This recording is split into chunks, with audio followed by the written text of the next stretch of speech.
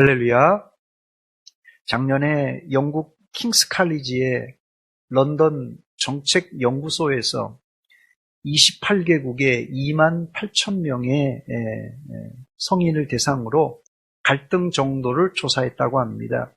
한국이 28개국 중에서 압도적인 1등을 차지했는데 총 12개 분야에서 한국이 7개 분야에서 1등을 차지했습니다. 그 내용을 살펴보면 빈부 갈등이 1등인데요. 91%입니다. 정당 갈등 91%로 1등, 이념 갈등 87%로 1등, 세대 갈등이 나이에 따라서 세대 갈등이 80% 1등, 성별, 남녀 갈등이 80%로 1등, 종교 갈등이 75%로 1등, 학력 갈등이 70%로 1등입니다. 12개 중에 7개가 1등을 차지했습니다. 우리나라가 지역 갈등이 심하지만 지역 갈등은 우리나라만 있는 게 아니라 지역 갈등은 우리가 1등을 못했어요. 3위에 그쳤습니다. 58%인데요. 이런 갈등 현상은 이번 대선에서 정확하게 보여주었는데 보수 대 진보, 영남 대 호남, 이대남 대 이대녀, 부자 대 가난한 빈부 갈등, 장년 대 청년, 이 세대 갈등, 그리고 이번에 크게 주목받은 갈등이 종교 갈등입니다. 왜 이렇게 한국 사회가 갈라진 것입니까? 저는 그 이유를 갈등을 부추기는 사람들이 있기 때문이라고 생각합니다. 다양한 사람이 사는 사회에 갈등이 없다면 거짓말입니다. 그러나 그 갈등을 부추기고 조장하는 것은 다른 문제입니다. 나쁘게 말하면 정치하는 사람들은 이쪽 저쪽 갈라놓아야 자신의 확실한 편이 생기기 때문에 어떤 의미에서는 갈등을 조장하기도 합니다. 이제 국민들은 정치권에서 짜놓은 갈등 프레임에 빠져서는 안 됩니다. 특히 그리스도인들은 이런 갈등에 휩쓸리면 안 됩니다. 나만 선이고 너는 악하다. 내 편은 참이고 상대편은 악이라는 프레임은 사탄이 짜놓은 그런 함정입니다. 여기에 속으면 안 됩니다. 오늘 우리는 생명의 공동체를 세우는 40일 캠페인 5주차인데 오늘 주제는 갈등을 해결하는 화해자입니다. 갈등을 해결하는 화해자. 이 화해자를 영어 표현으로 쉽게는 피스메이커라 이렇게 부릅니다. 저를 한번 따라서 하시기 바랍니다. 피스메이커가 됩시다. 첫 번째, 그리스도인은 피스메이커, 화해자들입니다. 지난주의 주제의 치료받아야 치료자가 된다는 말씀처럼 화해해야 화해자가 될 수 있습니다. 하나님과 화해하고 사람과 화해해야만 건강한 그리스도인이 될 수가 있습니다. 이게 아직도 껄쩍지근한 사람은 성숙한 그리스도인이라고 말할 수가 없습니다. 예수를 믿는다는 것은 이미 화해받았다는 뜻입니다. 예수님의 십자가로 우리가 하나님과 원수되었다가 화해가 되었으니까 우리도 이웃과 화해해야 되고 더 나아가서는 이 갈등과 분쟁 현장에 들어가서 화해자의 역할을 감당해야 됩니다. 그래야 세상 사람들이 우리를 뭐라고 인정하는 줄 아세요? 아, 저 사람들은 하나님의 자녀들이구나 이렇게 인정받는다는 것입니다. 오늘 본문 마태복음 5장 9절 말씀이 그 내용입니다. 화평하게 하는 자는 복이 있나니 그들이 하나님의 아들이라 일컬음을 받을 것이며 했습니다. 누가 하나님의 아들, 딸이 되는 것입니까? 화평하게 하는 자들입니다. 그러므로 그리스도인은 누구나 예외 없이 화평케 하는 자가 되어야만 합니다. 그렇게 되면 이 수학적인 공식으로 수학적인 법칙이 하나 만들어지는데 그리스도인들이 많아질수록 그리스도인들이 뭐 하는 사람이라고요? 화평케 하는 자입니다. 화평케 하는 자가 많아질수록, 즉 그리스도인들이 많아질수록 갈등 지수는 낮아져야 됩니다. 이게 공식 아니겠어요? 그런데 문제는 교회 안에도 갈등을 유발하는 다툼이 있다는 사실입니다. 그래서 풍자적인 이야기지만 지하철에서 두 사람이 싸우고 있더랍니다. 복잡한 지하철에서 두 사람이 시끄럽게 싸우고 있으니까 옆에서 가만히 지켜보던 한 사람이, 아니 여보시오, 여기가 교회인 줄 아세요? 싸우려면 교회 가서 싸우라고, 이런 웃지 못할 이야기가 한참 동안 한국 사회에서 회자된 적이 있습니다. 한국 교회에 분란이 일어나 싸우는 곳을 아주 꼬집어서 이야기한 말입니다. 그러나 그리스도인들은 갈등이 많은 세상에 화평케 하라고 부름을 받은 사람들입니다. 이 사명을 잘 감당함으로 교회가 신뢰를 회복하고 여러분들이 하나님의 자녀로 세상 사람들에게 인정받으시기를 주의 이름으로 축원합니다. 문제는 한번 깨어진 관계를 다시 이어붙이는 것이 쉽지 않다는 것입니다. 이 갈등의 한자어는 칡갈자와 등나무 등자를 사용합니다. 칡과 등나무란 뜻입니다. 갈등이 칡과 등나무란 뜻인데, 여러분들이 알다시피 이 칡과 등나무는 덩쿨 식물입니다. 그래서 다른 식물을 비비 감아서 혹은 다른 데를 의지해서 자라는 식물입니다. 그래서 이 갈등이란 단어를 칡과 등나무에 비유한 것입니다. 저도 몰랐는데요, 이 칡은 왼쪽으로 감아 돌아 올라간다고 합니다. 그런데 반대로 이 등나무는 오른쪽으로 감아 돌아간다고 해요. 이 식물마다 오른쪽으로 감아 돌아가는 식물이 있고 왼쪽으로 감아 돌아가는 식물이 있고 다르다고 합니다. 저는 그냥 돌아가나 보다 했는데 이게 다 종류별로 다르다고 합니다. 그래서 이 칡과 등나무가 만나면 서로 반대 방향으로 감기 때문에 결국 다 죽거나 한쪽이 죽어야 끝이 난다고 합니다. 이게 갈등의 비극적인 종말입니다. 그렇다면 이렇게 갈등이 꼬인 상황을 어떻게 풀고 화해시킬 수 있겠습니까? 세상에서는 인간관계가 깨질 대로 깨지면 법정 소송을 합니다. 물론 이 법치국가에서 법의 힘을 빌리는 것은 잘못된 것은 아닙니다. 그러나 이렇게 되면 재판을 통해 이기든 지든 화합은 물 건너가고 철천지 원수가 되고 맙니다. 그러므로 이 갈등은 초기에 작을 때 봉합하는 것이 중요합니다. 그렇다면 어떻게 첨예한 갈등을 봉합할 수 있겠습니까? 다른 말로 어떻게 해야 화평케 할 수 있겠습니까? 화평을 만드는 일은 쉽지 않지만 결코 불가능한 일은 아닙니다. 혹시 이 자리에 본의 아니게 이웃과 형제와 원수 맺고 지내는 분이 있습니까? 원수 맺는 사람과 화해할 수 있는 비법을 제가 말씀드리겠습니다. 다시 말씀드립니다. 화평은 어렵지만 절대 불가능은 아닙니다. 화평케 하고 갈등을 풀 수 있는 비결은 대가를 지불하는 일입니다. 대가를 지불하는 것입니다. 그럼 그 대가는 무엇이고 그 한계는 어디까지입니까? 두 번째입니다. 화평을 위해 지불해야 될 대가와 한계는 십자가이고 십자가만큼입니다. 예수님은 하나님과 우리 사이에 도저히 화평할 수 없는 상태를 무엇으로요? 십자가로 화평케 만드셨습니다.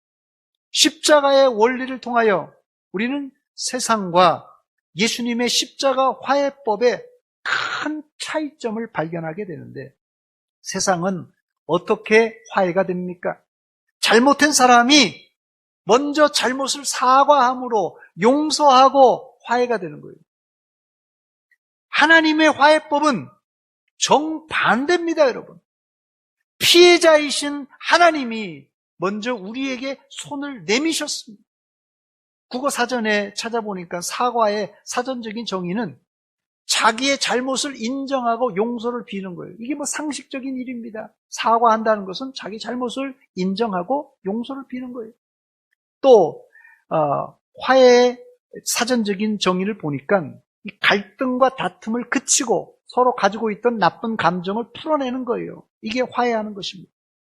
일반적인 사과나 화해는 잘못한 가해자가 잘못을 인정하고 피해자에게 용서를 내가 잘못했다 이렇게 용서를 빌므로 화해가 되지만 뭐 이렇게만 된다면 세상에 갈등이나 분쟁이나 뭐 재판도 필요 없을 것이에요.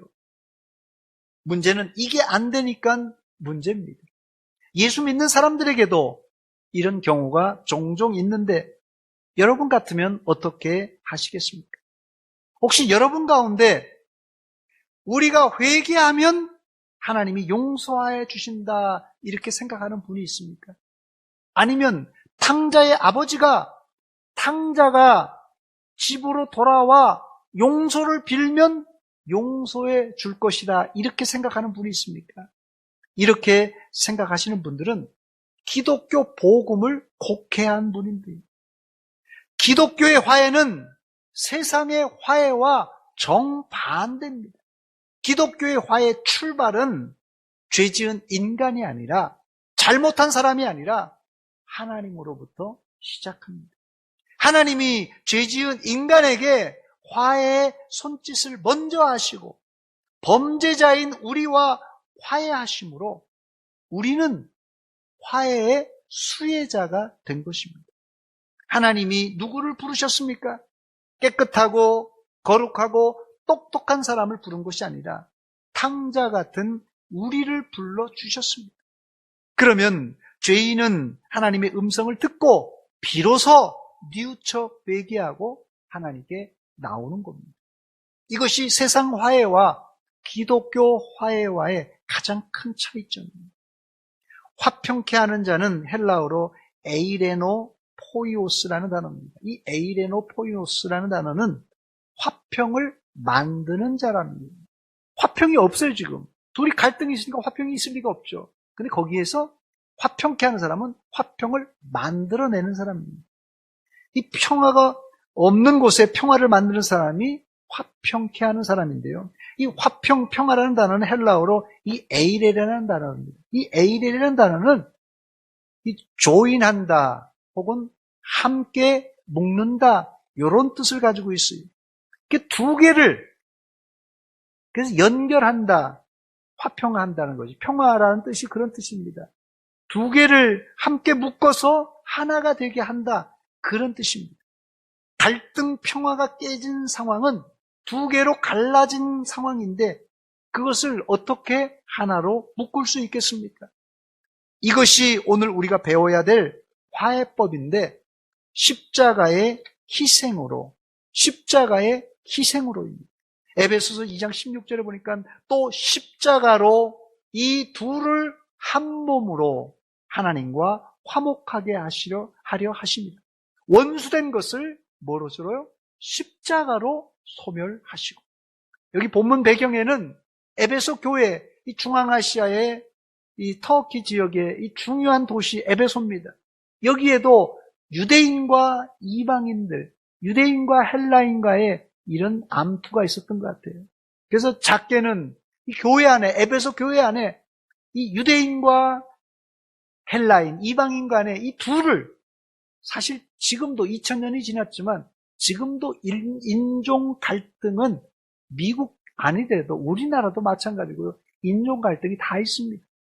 이걸 갖다가 하나가 한 몸이 되는 것은요. 사실 불가능합니다.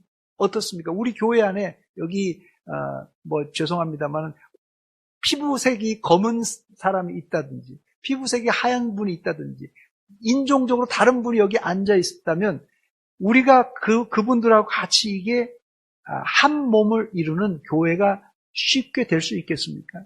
우리가 함부로 그냥 미국 교회는 왜 이렇게 인종 갈등이 심한가? 거기는 완전히 다문화잖아요. 우리도 물론 베트남이나 뭐 캄보디아나 뭐 아시아나 여러 나라에서 지금 이제 들어오기 때문에 우리도 이제 다문화 사회로 점점 갑니다만은 미국이나 이런 데는 워낙 첨예하게 이런 갈등이 있지 않습니까? 그래서 우리가 함부로 이런 것을 지적할 수는 없습니다. 그런데 벌써 2000년 전에도 이 에베소 교회 안에도 둘로 나눠진 것을 한 몸으로 하나님과 화목하게 하려 하십니다.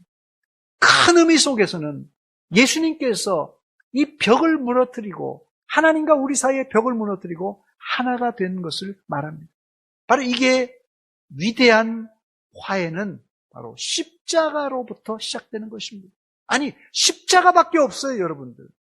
세상의 화해, 절대 이 완벽한 화해가 아닙니다. 위대한 화해는 십자가입니다. 아니, 십자가밖에 없어요. 십자가의 화해는 상황을 초월합니다. 그래서 세상 질병 중에 여러분 가장 아픈 병이 어떤 병인지 아세요? 가장 고통스러운 병이 어떤 병인지 아세요? 내가 걸린 병입니다. 가장 아픈 병이 내가 걸린 병이에요. 세상에 가장 억울한 문제가 어떤 문제인 줄 아세요? 세상에 가장 억울한 문제는 내가 당한 문제입니다. 왜 내 속이 타들어가고 왜 속상하고 왜 밤에 잠이 안 오는 것입니까? 내가 당한 일이 기가 막히고 분하고 세상에서 제일 원통하기 때문에 그렇습니다.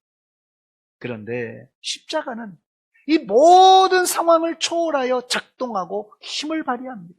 로마서 5장에 보니까 하나님이 예수님을 십자가에 달려 죽게 하신 상황이 자세하게 기록되어 있는데 우리가 어떤 상황일 때 예수님이 우리를 위해서 십자가를 지셨다고 말합니까? 거기 세 가지 나오는데요. 첫째는 로마서 5장 6절에 우리가 아직 연약할 때 예수님께서 십자가 지셨대요.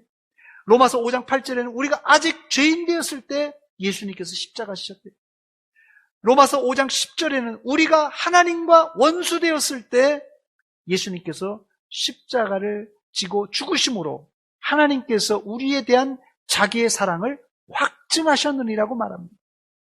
연약할 때, 저 연약하니까 죄 지은 거 그냥 뭐 봐주만 하고 또 죄인이었으니까 그냥 넘어가자 할 수 있지만 우리가 하나님과 원수 되었는데도 어떻게 용서가 되는 것입니다. 그러나 하나님은 바로 이때 우리가 하나님과 원수 되었을 때 자기의 외아들 예수를 십자가에 매달아 죽이심으로 원수인 우리를 위해 십자가에 죽게 하셨습니다. 그래서 십자가는 인간의 그냥 불쌍한 마음, 불쌍히 여기는 마음으로는 흉내낼 수 없는 하나님의 원자폭탄과 같은 사랑입니다. 이 십자가가. 여러분이 갈등 속에서 화평의 사람이 되지 못하는 이유는 딱 한 가지예요. 내가 왜 갈등의 고리를 못 푸느냐? 내가 화평하지 못하느냐? 딱 한 가지 이유입니다. 내 생명을 내놓고 십자가를 지고 대가를 지불하려는 마음보다는 상대방의 잘못만 들추다 보니까 이게 분하고 억울하고 원통해서 갈등이 안 풀리고 화해가 안 되는 것입니다. 상대방의 죄를 들추다 보면 절대 화해가 안 됩니다. 오히려 내가 생명을 내놓는 대가를 지불하는 십자가를 질 때 이 갈등의 고리가 풀린다는 것입니다. 세 번째, 그렇다면 왜 우리가 화해해야 되는 것입니까? 화해해야 될 이유입니다. 우리나라 말이에요. 여자가 한을 품고 죽으면 온유월에 뭐가 내린다고요? 서리가 내린다는 말이 있습니다. 그래서 죽은 사람의 소원도 들어준다는 말이 나왔는데 예수 믿는 사람들은 뭐 귀신과 온유월의 서리가 두려워서 한을 풀어줄 것이 아니라 하나님의 말씀이기 때문에 화해해야 됩니다. 그래야 우리가 하나님의 자녀라고 사람들에게 인정받는 것입니다. 마태복음 5장 9절입니다. 다시 말씀드립니다. 화평하게 하는 자는 복이 있나니 그들이 하나님의 아들이라 일컬음을 받을 것입니다. 즉 사람들과 화해하는 일은 나도 살고 너도 살고 공동체도 살리는 일입니다. 김민기 씨가 작사 작곡하고 가수 양희은 씨가 부른 작은 연못이라는 슬픈 노래가 있습니다. 70년대 초반에 발표됐다가 거의 20년간 금지곡으로 암암리만 불려졌던 곡입니다. 깊은 산호솔길려 자그마한 연못엔 지금은 더러운 물만 고이고 아무것도 살지 않지만, 가사가 이렇습니다. 먼 옛날 이 연못엔 예쁜 붕어 2마리 살고 있었다고 전해지지요. 깊은 산 작은 연못, 어느 맑은 여름날 연못 속에 붕어 2마리 서로 싸워 한 마리는 물 위에 떠오르고 여린 살이 썩어 들어가 물도 따라 썩어 들어가 연못 속에선 아무것도 살 수 없게 되었죠. 아주 슬픈 가사입니다.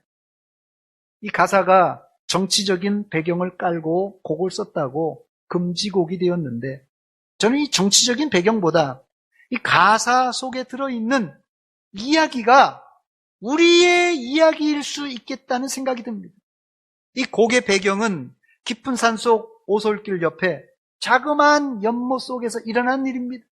자그마한 연못 속에 예쁜 붕어 2마리가 살고 있었는데, 이 붕어 2마리가 의견이 달랐던 모양입니다. 그래서 서로 싸우다가 결국 한 마리가 죽고 맙니다. 붕어 한 마리가 싸워서 이겼으니까 승리한 것입니까? 아닙니다. 한 마리가 죽으니까 이제 주변에 물이 썩기 시작합니다. 결국 남아있던 한 마리 붕어도 그 썩은 물 때문에 죽었다는 아주 슬픈 이야기입니다. 왜 우리가 화해해야 되는 것입니까? 그 이유는 자명합니다. 나도 살고 너도 살고 우리 공동체도 살 수 있기 때문에 그렇습니다. 그런데 여기서 더 나아가서 하나님의 아름다운 공동체를 이루기 위해서 우리가 화해해야 한다는 것입니다. 남편과 아내가 싸워서 남편이 이기면 뭐하고 아내가 이기면 뭐하겠습니까? 저를 한번 따라서 하시기 바랍니다. 진지하게 한번 따라서 하시기 바랍니다. 사이좋게 지냅시다. 싸우지 마세요. 사이좋게 지내시기 바랍니다. 네 번째입니다. 오늘 본문 여호수아 22장엔 갈등을 넘어 전쟁으로 치달을 뻔했던 사태를 화해한 사건이 나옵니다. 여기서 우리는 화해의 원리와 기술을 배울 수 있습니다. 본문 여호수아 22장은 이스라엘이 여호수아 장군의 지도 아래서 7년 가나안 정복 전쟁을 마치고 이스라엘 12지파에게 땅을 다 분배하고 난 이후의 이야기입니다. 12지파 중에 요단강을 경계로 2지파 절반, 2.5지파, 르벤, 갓, 므낫세 절반 지파가 가나안 정복 전쟁을 시작할 때 우리는 이 요단강 건너가지 않고 이 동편에 너무 기름진 땅이 있기 때문에 목초지도 좋기 때문에 이 동편에 자리를 잡고 사는 대신에 우리가 요단강을 건너가서 형제 지파들이 자기에게 할당된 땅에 들어갈 때까지 르벤, 갓, 므낫세 반지파 사람들은 그들을 위해서 싸우겠다고 약속을 하게 됩니다. 이때 흔쾌히 여호수아 장군은 그들의 청원을 허락해 줍니다. 7년 정복 전쟁을 마치고 형제 지파들이 다 자기의 할당된 땅에 돌아갈 때 이 르벤, 갓, 므낫세 절반 지파도 요단강 동편으로 건너와서 가족들과 행복하게 살게 됩니다. 이때 동편으로 건너온 2지파 반, 2.5지파에게 고민이 생겼어요.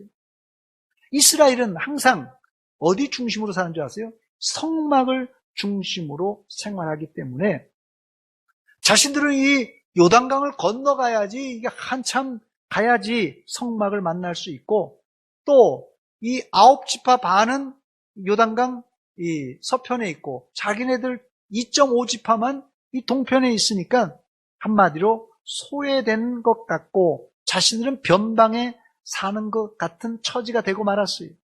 그래서 9지파 반지파와 연대감을 갖고 또 하나님을 믿는 이 믿음의 끈을 놓지 않기 위해서 요단강 이 강변에다가 큰 제단을 쌓습니다. 오늘 그것이 본문 10절에 나오는 내용입니다. 르우벤 지파와 므낫세 반지파가 가나안 땅 요단 건너가에 이르자 거기서 요단가에 제단을 쌓았는데 보기에 큰 제단이었더라, 그렇게 말합니다. 이 소문이 9지파 반지파에게 전해지면서 이 2지파 반지파가 이스라엘이 믿는 하나님을 저버리고 다른 제단, 즉 우상의 제단을 만들었다고 생각하고는 이들과 전쟁을 벌이려고 합니다. 이게 성질이 급한 사람들의 행동입니다. 이때 온건한 사람들은 우리가 저들의 진위를 알아보고 나서 전쟁에도 늦지 않으니 먼저 이 제사장 비느하스를 중심으로 협상단을 파견하자고 이렇게 말합니다. 비느하스를 중심으로 파견된 이스라엘 지도자들은 이 2지파 반지파 사람들이 큰 제단을 쌓은 것을 대해서 아주 신랄하게 거세게 혼내주고 잘못을 지적했습니다. 뭐 이렇게 계속 지적하고 혼내주다가는 조금만 더 있으면 전쟁이 날 판이에요. 이때 2지파 반지파 사람들이 이 모든 것은 오해라고 하면서 자신들의 의도를 이 대표단들에게 설명해 줍니다. 그것이 본문 27절과 29절에 나온 내용입니다. 우리가 여호와 앞에서 우리의 번제와 우리의 다른 제사와 우리의 화목제로 섬기는 것을 우리와 너희 사이와 우리의 후대 사이의 증거가 되게 할 뿐으로서 너희 자손들이 후일에 우리 자손에게 이르기를, 2.5지파에게 뭐라고 그러냐면요, 너희는 하나님께 받을 분깃이 없다 하지 못하게 하려 함이라. 그러면서 29절에요, 우리가 번제나 소제나 다른 제사를 위하여 우리 하나님 여호와의 성막 앞에 있는 제단 외에 제단을 쌓음으로 여호와를 거역하고 오늘 여호와를 따르는 데서 돌아서려는 것은 결단코 아니라 그랬습니다.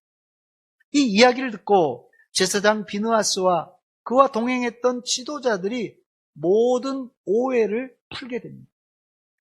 그 내용이 본문 30절에 나오는데요, 제사장 비느하스와 그와 함께한 회중의 지도자들 곧 이스라엘 천천의 수령들이 르우벤 자손과 갓 자손과 므낫세 자손의 말을 듣고 좋게 여긴지라 그랬어요. 그래서 이 비느하스와 지도자들이 요단 서편으로 돌아와서 이스라엘 백성들에게 이 사실을 보고합니다. 이때 이 사실을 들은 이 이스라엘 자손들이 기뻐하며 하나님을 찬송했습니다. 본문 33절입니다. 그 일이 이스라엘 자손을 즐겁게 한지라. 이 사건이 이스라엘 자손을 즐겁게 한지라. 이스라엘 자손이 하나님을 어떻게 했다고요? 찬송하고 르우벤 자손과 갓 자손이 거주하는 땅에 가서 싸워 그것을 멸하자 하는 말을 다시는 하지 아니하였더라 그랬습니다. 여러분, 성질 급한 사람들의 이야기만 듣고 섣불리 전쟁을 했다가는 동족 상잔의 비극이 생겼을 것입니다. 그러나 성질을 죽이고 진상조사를 한 결과 상대방의 의도를 듣고는 오히려 그들을 격려하고 칭찬하고 축복해 주는 일이 발생했습니다. 여기서 우리는 첫 번째, 화평이 어디서부터 깨어지는지를 알게 되는데요. 화평이 어디서부터 깨진다고요? 첫 번째, 오해로부터 화평이 깨어지고 갈등이 생긴다는 사실을 알게 됩니다. 이게 처음에는 간단한 거예요. 그런데 이게 오해가 생기면서 갈등이 커졌던 것입니다. 두 번째, 이스라엘은 갈등을 어떻게 해결하고 화평하게 되었습니까? 해결을 하는 방법이 있잖아요. 상대방의 이야기를 경청함으로 오해가 풀리고, 오히려 상대방의 얘기를 듣고 나니까 격려해주고 칭찬해주고 축복해주고 돌아와요. 잘못했으면 싸울 뻔했는데 오히려 얘기를 들어보니까 경청의 힘이 이렇게 중요합니다. 다른 사람의 이야기를 들어줘야 돼요. 들어줬을 때 그들을 오히려 싸우려고 갔다가 격려해주고 칭찬해주고 축복해 주었어요. 세 번째, 화평의 결과입니다. 화평의 결과는 온 이스라엘이 즐겁고 하나님을 찬송하는 데까지 나아갑니다. 그게 본문 33절에 나오는데요. 그 일이 이스라엘 자손을 즐겁게 한지라 이스라엘 자손이 하나님을 찬송했다고 말합니다. 갈등이 풀릴 때 온 이스라엘이 즐겁고 더 나아가 하나님을 찬송하는 데까지 나갑니다. 갈등은 안 좋은 거지만 여러분 개개인이 가지고 있었던 갈등이 풀릴 때 사람들에게 기쁨이 생기고 하나님께는 영광 돌리는 그런 효과가 발생하는 것입니다. 다섯 번째, 끝으로 말씀을 정리하고 우리 삶에 어떻게 화해자로 살 것인가 적용하고 말씀을 맺도록 하겠습니다. 갈등을 여러분 너무 나쁘게만 보지 마시기 바랍니다.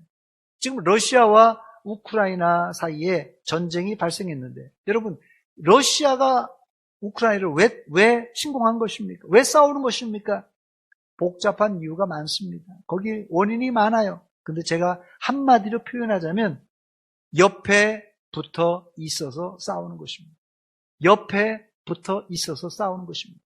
남편과 아내가 왜 싸우는 것입니까? 왜 갈등이 있는 것입니까? 가까운 사이라서 싸우는 것입니다. 교회 안에서 혹시 갈등을 겪는 분이 있습니까? 왜 갈등을 가진다고요? 나와 가까운 사이이기 때문에 그렇습니다. 여기서 우리는 나와 갈등을 가진 사람을 다른 시각으로 볼 줄 알아야 됩니다. 나와 갈등 관계를 맺은 사람은 즉 나의 원수가 아니라 나의 가까운 형제라는 사실입니다. 미워할 사이가 아니라 가까이 사랑해야 할 사이입니다. 그러므로 갈등 관계는 반드시 풀어야 할 우리의 사명입니다. 만약 갈등을 풀지 않고 그대로 두면 어떻게 되겠습니까? 제일 피해자는 나예요, 나. 그리고 상대방이 피해받고 더 나아가 교회 공동체가 피해를 받고 하나님이 피해를 받으십니다. 갈등의 시작은 별것 아니지만 갈등이 깊어지면 거기에 사탄이 개입해요.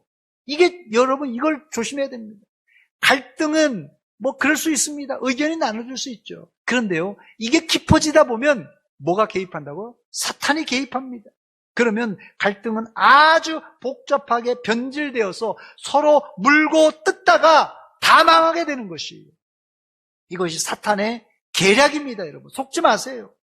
사탄에게 속으면 나도 죽고 너도 죽고 공동체도 죽고 맙니다. 크리스찬리티 투데이라는 잡지가 있는데 여기에 이런 문구가 있습니다. 천국에서 만날 당신의 원수를 사랑하라. 저는 이 구절을 여러 번 읽으면서 웃음이 나오더라고요. 천국에서 만날 누구를요? 당신의 원수를 사랑하라. 천국에 원수들 많습니다. 우리가 이 땅에서 서로 갈등하여 싸웠는데 아니 천국에 가보니까 내가 원수같이 여기던 사람이 와 있는 거예요. 그렇다면 여러분 어떻게 하시겠습니까? 즉 구원은 내 기준이 아니라 하나님의 기준에 따라 받는 하나님의 은혜의 선물입니다. 그러므로 이 땅의 사람들은 싸움의 대상이 아니라 사랑의 대상입니다. 이것을 모르면 사탄의 계략에 넘어가는 것이에요. 갈등통에 우리를 속이는 사탄의 계략을 파악하여 갈등을 더 이상 증폭시키지 말고 빨리 화해하고 용서하는 것이 나도 상대방도 공동체도 그리고 하나님도 이득입니다. 설교를 마치며 두 가지 숙제를 드립니다. 첫째 숙제는 전화나 문자, 카톡으로 나와 갈등을 겪는 사람에게 먼저 손을 내밀어 화해하시기 바랍니다. 그때 최고 이득은 내가 보는 것입니다. 그런데 이게 말처럼 쉽지 않습니다. 아니 뭐 1년, 2년, 뭐 심지어 10년 갈등한 사람하고 갑자기 전화해서 그냥 뭐 내가 잘못했다 이게 말하는 게 이게 쑥스럽고 힘듭니다. 그래서 두 번째 숙제입니다. 내 주변에 갈등이 있는 분이 있다면 여러분이 십자가의 다리를 놓아서 갈등으로 갈라진 두 사람을 하나로 연결시켜 주시기 바랍니다. 여러분 구역 안에, 여러분 가정 안에, 여러분 친척 안에, 여러분 주변에 친구들끼리 서먹서먹한 관계가 있으면 여러분들이 십자가의 다리를 놓아주시기 바랍니다. 이것이 화평케 하는 하나님 자녀의 사명입니다. 오늘 두 가지 숙제 드렸습니다. 내 스스로 내 갈등을 푸는 것. 그게 안 되면 이웃의 갈등을 중재하고 화평케 해주기입니다.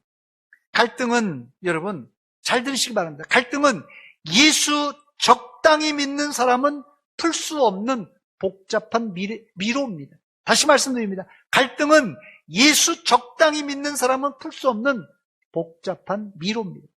화평은 예수님이 했듯이 십자가의 희생, 대가를 치러야 화평이 이루어질 수 있습니다. 그래도 화평이 안 된다. 그래도 화해가 안 된다. 안 풀린다. 그때는 하나님께 모든 문제를 맡기시기 바랍니다. 심판은 하나님께서 하십니다. 히브리서 10장 30절입니다. 원수 갚는 것이 내게 있으니 내가 갚으리라 하시고 또 다시 주께서 그의 백성을 심판하리라 말씀하신 것을 우리가 아노니 기도하겠습니다. 하나님 우리 아버지 은혜와 사랑 감사드립니다. 이 아침에 화평케 하는 자가 복이 있나니 그들이 하나님의 자녀가 된다는 말씀처럼 우리가 이제까지 내 기분과 내 감정과 내 주장만 가지고 갈등을 유발하고 갈등을 더 심각하게 해서 사탄이 개입하여 복잡하게 만들었습니다.